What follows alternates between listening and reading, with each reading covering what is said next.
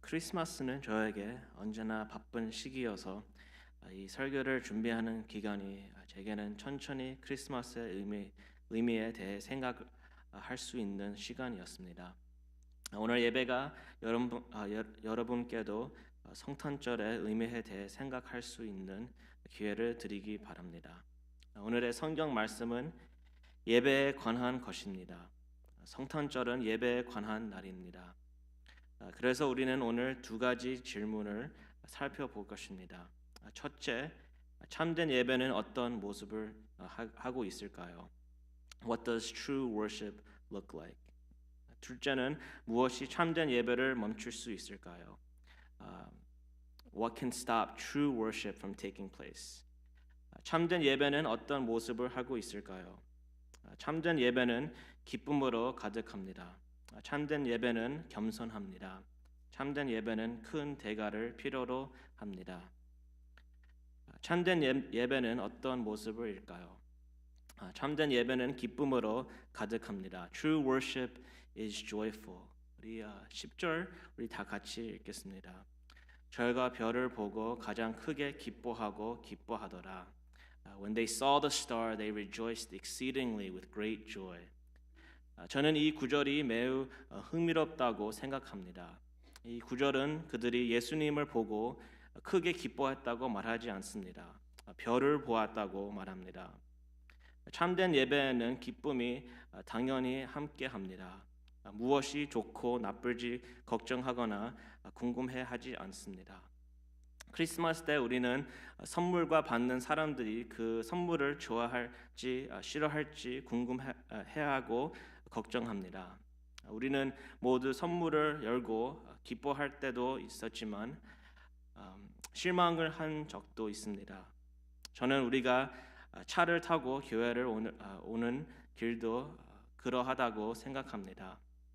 Will church be exhilarating today, or will church be disappointing? Will I enjoy church today, or will I not enjoy church today? 10절을 다시 보면 저희가 별을 보고 가장 크게 기뻐하고 기뻐하더라. 그리스어 원본에서는 이 구절에 기쁨이라는 단어가 3번 쓰입니다. 오늘 저녁 여러분의 마음 속에는 예수님으로 인한 기쁨이 가득하십니까? 진정한 예배는 기쁨으로 가득합니다. 참된 예배는 어떤 모습일까요? What does true worship look like? 참된 예배는 겸손합니다. True worship is humble. 우리 2절 우리 같이 읽겠습니다. 유대인의 왕으로 나신 이 어디 계시뇨? 우리가 동방에서 그의 별을 보고 그에게 경배하러 왔노라 하니.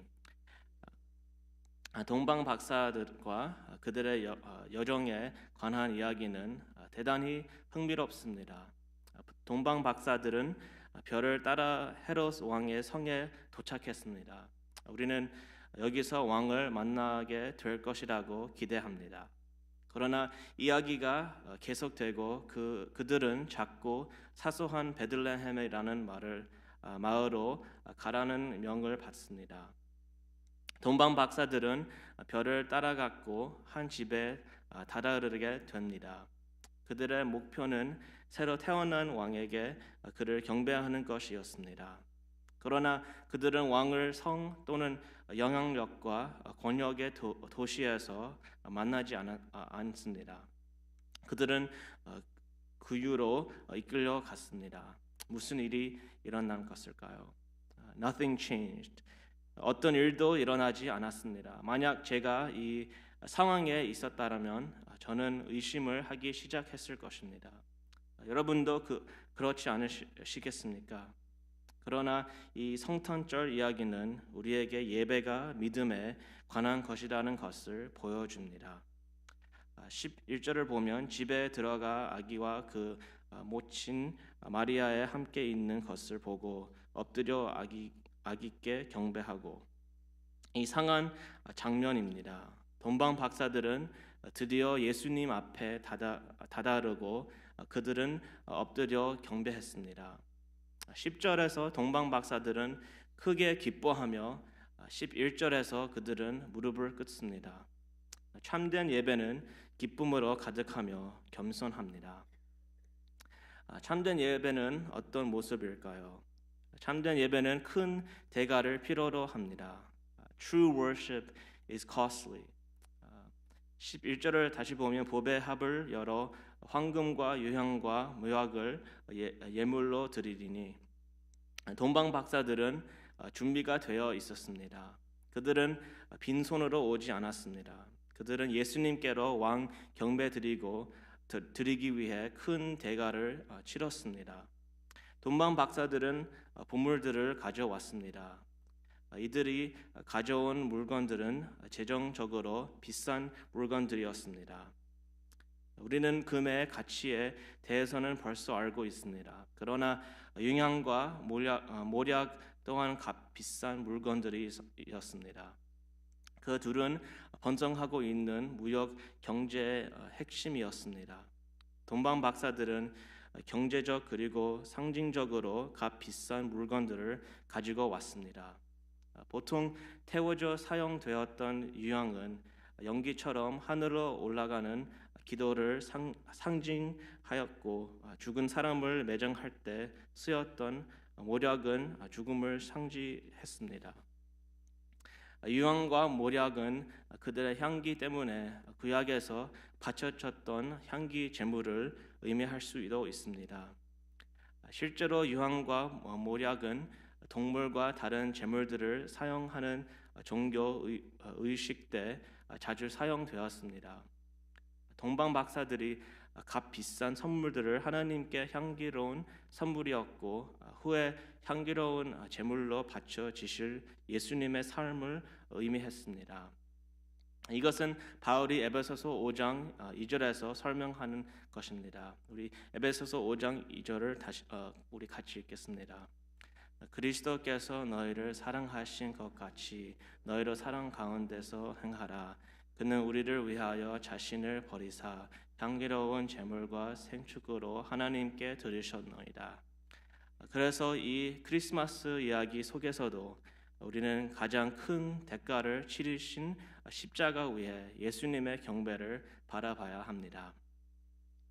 이 성탄절 이야기는 우리에게 참된 예배가 어떤 모습인지를 보여줄 뿐만 아니라 무엇이 우리의 참된 예배를 멈출 수 있는지도 보여줍니다. 무엇이 우리의 진정한 예배를 막을 수 있을까요? 두려움, 교만, 분노. What can stop true worship from taking place? These three things that we can see in this story: fear, pride, and anger. 두려움은 참된 예배를 멈출 수 있습니다. Fear can stop true worship. 1절부터 3절까지 우리 다 같이 읽겠습니다. 헤롯 왕 때 예수께서 유대 동방으로부터 박사들이 예루살렘에 이르러 말하되 유대인의 왕으로 나신 이기 어디 계시뇨?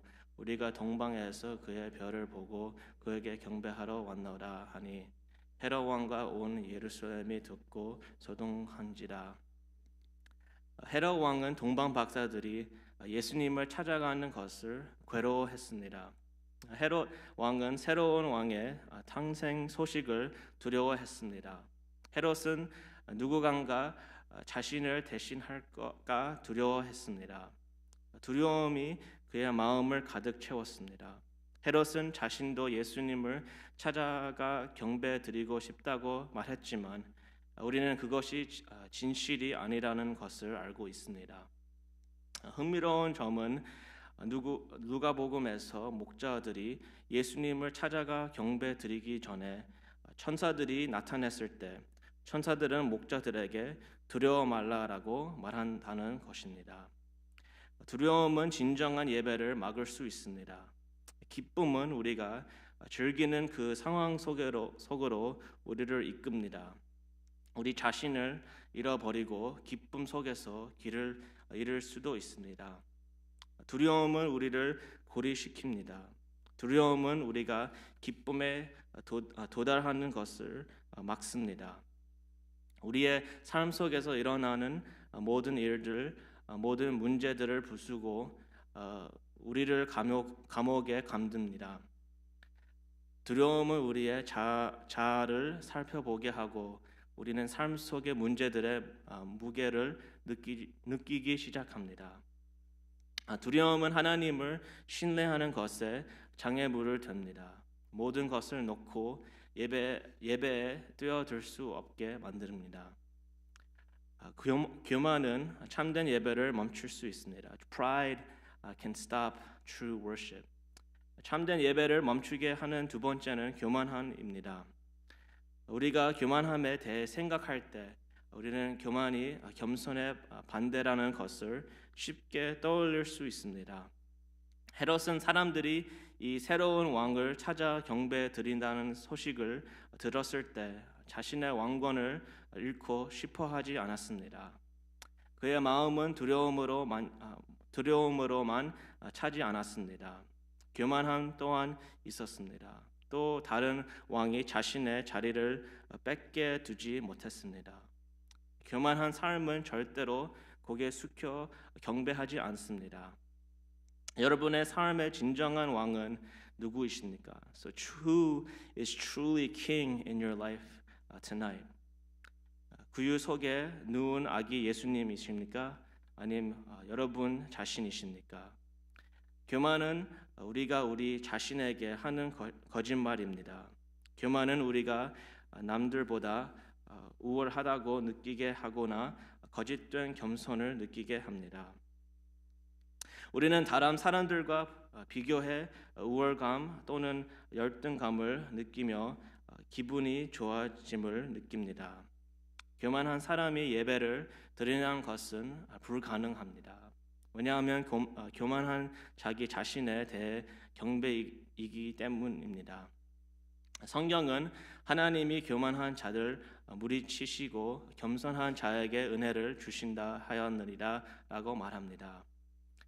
하나님께서는 앞으로 나와 겸손함으로 예배 드리라고 부르십니다. And the last enemy of worship we can find in this Christmas story is anger. Anger can stop true worship. 이 성탄절 이야기에서 찾을 수 있는 예배의 마지막 적은 분노입니다.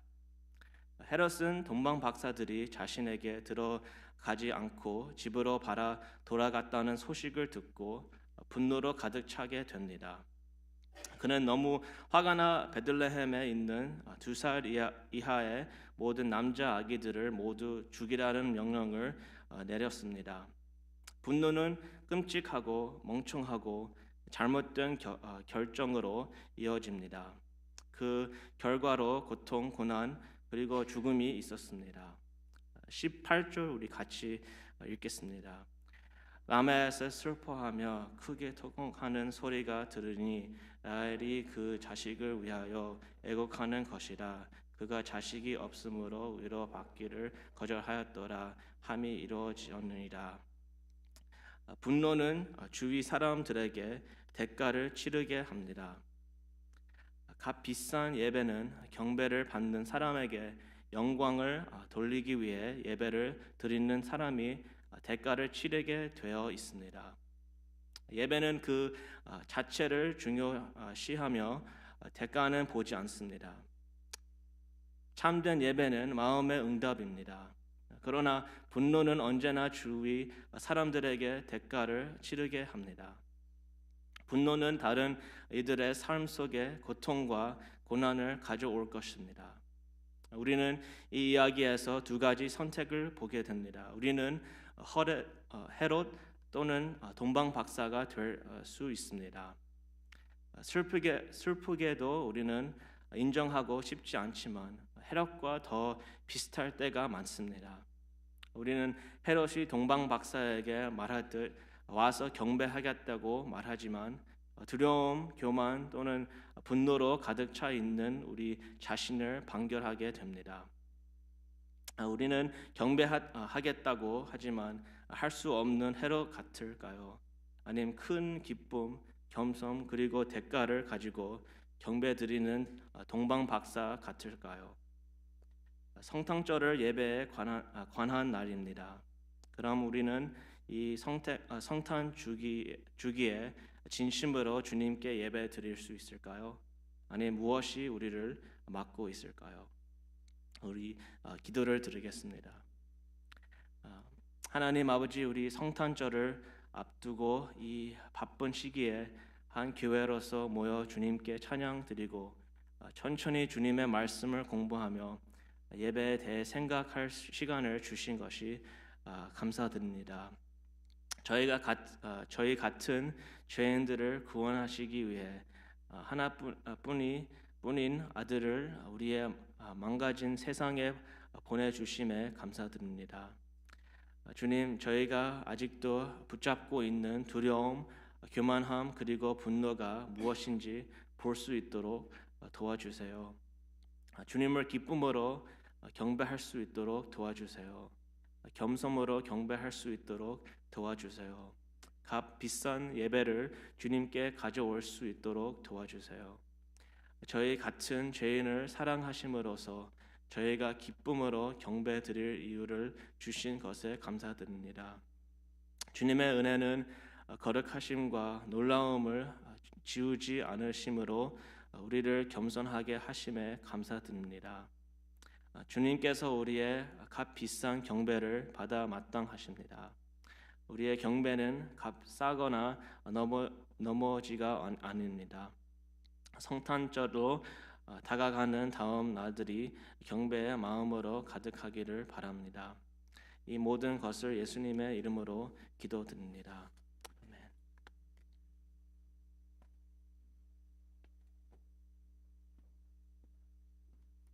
우리 같이 115장 찬송하겠습니다.